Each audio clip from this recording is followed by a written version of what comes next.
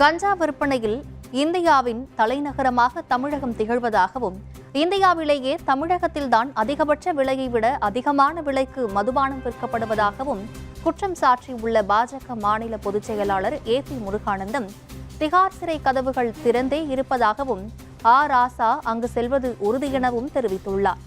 கஞ்சாவுடைய புழக்கம் கிட்டத்தட்ட 17,000 கோடி பெருமானம் உள்ள டிரான்சாக்ஷன் தமிழகத்திலே மட்டும் நடக்கின்றது அப்படின்னு புள்ளி விவரங்கள் ஆய்வுகள் சொல்லுகின்றது.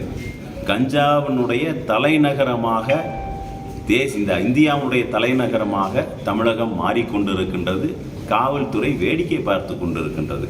கொடூர குற்றங்கள் கஞ்சாவினால் தான் நடக்கின்றது. கஞ்சாவை தடுக்கக்கூடிய எந்த முன்னேற்பாடும் செய்யவில்லை.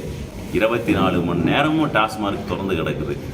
ஒரு பாட்டிலுக்கு 10 ரூபா 20 ரூபா, அது டைம் முடிஞ்சதுன்னா அது ரேட்டே வேறு. இந்த பணம் எங்கே போகுது?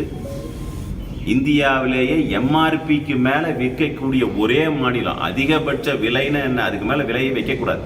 அராஜகத்தினுடைய உச்சம். இதெல்லாம் நிச்சயமாக முடிவுக்கு வரும். காசை வச்சுக்கிட்டு என்ன வேணாலும் செய்யலாம் அப்படின்னு நினைக்கிறாங்க. உள்ளே போவதற்கு அவர் ரெடியாகி கொண்டிருக்கின்றார், அவ்வளவுதான். தீகாரினுடைய ஜெயில் கதவுகள் திறந்தே இருக்கின்றது.